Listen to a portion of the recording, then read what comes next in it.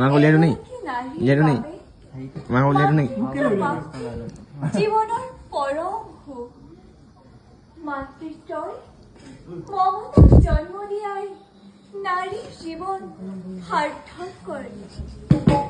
কিন্তু কিন্তু যেতিয়া পতি ধৰ্ম আৰু মমতাৰ মাজত দ্বন্দ্বৰ সৃষ্টি হয়, তেতিয়াই নাৰীয়ে মনত লাভ কৰে যাতনা দাৰুণ। এফালে হিৰৰ সৌভাগ্য প্ৰবৃত্ত হেঁদুৰ আৰু আনফালে বৈকুণ্ঠৰ মহা সুসদৃশ মমতা নাৰীৰ। আৰু এনে দুৰ্বিপাকত গ্ৰস্ত হৈ সূৰ্যদেৱৰ অৰ্ধাংগিনী।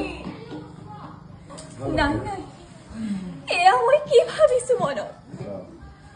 সংজ্ঞা দেৱীৰ প্ৰতিবিম্ব ছায়া মই।